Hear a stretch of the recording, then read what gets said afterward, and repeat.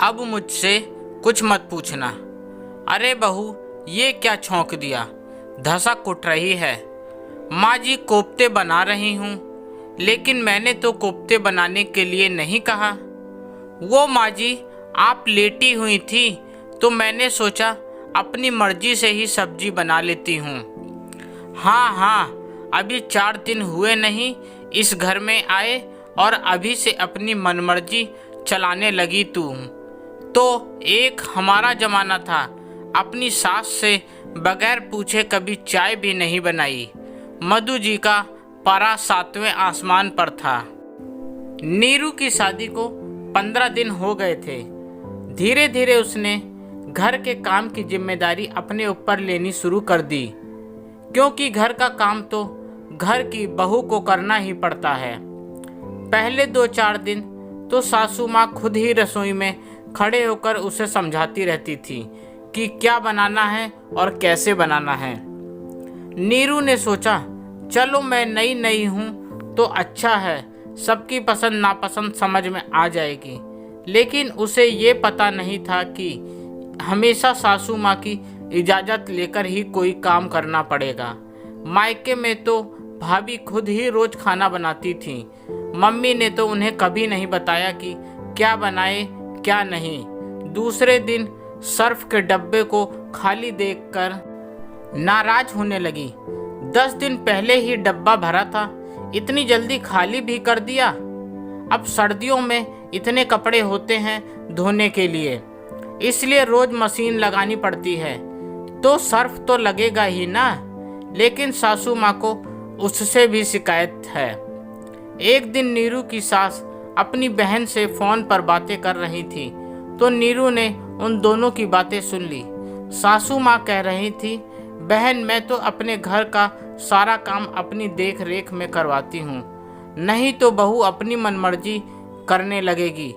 तू भी अपनी बहू को कस के रखा कर, नहीं तो घर में तुम्हें कोई नहीं पूछेगा, हमारी तो कोई अहमियत ही नहीं रहेगी। अब धीरे धीरे नीरू को समझ आने लगा था कि सासू माँ को हर काम अपनी मर्जी से करवाने की आदत क्यों है। उसने मन ही मन कहा, चलो सासू माँ की ये इच्छा भी पूरी कर देते हैं। अगले दिन सुबह उठते ही नीरू ने सासू माँ से पूछा, माँ जी चाय बना लूँ क्या? हाँ बना लो। सासू माँ ने उगते हुए कहा, चीनी कितनी डालूँ? 1 चम्मच। थोड़ी देर बाद, माँ जी नाश्ते में क्या बनाना है? आलू की सब्जी और पराठे बना ले। सासू माँ खुश हो रही थी कि बहू आज तो सारे काम पूछ पूछ के कर रही है। वो पूजा करने के लिए बैठने ही वाली थी कि नीरू ने फिर आवाज़ लगाई, माँ जी कितने आलू की सब्जी बनानी है? अब बहू इतना पूछ रही है तो सासू माँ भला कैसे न बताए। उन्हें रसोई में जाना ही पड़ा। सारी चीज़ें बताकर उसे जैसे ही बैठने लगी, नीरू ने फिर आवाज़ लगाई, माँ जी जरा मशीन में सर्फ डाल दीजिए, मुझे तो अंदाज़ा ही नहीं है। उन्हें मजबूरन फिर उठाना पड़ा। दोपहर को जैसे ही सासू माँ आराम करने के लिए लेटी, नीरू ने आवाज़ लगाई, माँ जी खाने में क्या बनाना है? बहू दाल चावल बना लो। थोड़ी देर बाद, माँ जी कौन सी दाल बनाऊं, मूंग की या उड़द की? मूंग की बना लो। सासू माँ ने खींचते हुए कहा। आज ना तो वो ढंग से पूजा कर पाई, ना ही आराम कर पाई। नीरू मन ही मन मुस्कुरा रही थी, लेकिन साथ ही उसे सासू माँ को इस तरह परेशान करना अच्छा भी नहीं लग रहा था। अब तो पानी सर से ऊपर हो गया। शाम को फिर वही शुरू हो गया, माँ जी खाने में क्या बनाना है? सब्जी में कौन कौन से मसाले डालने हैं? दूध गर्म दूं या ठंडा? सासू माँ ने जोर से चिल्लाते हुए कहा, बहू अब मुझसे कुछ मत पूछना। ना सुबह से थोड़ी देर आराम से बैठने दिया, न टीवी देखने दिया, और तो और भगवान का नाम भी शांति से नहीं ले पाई।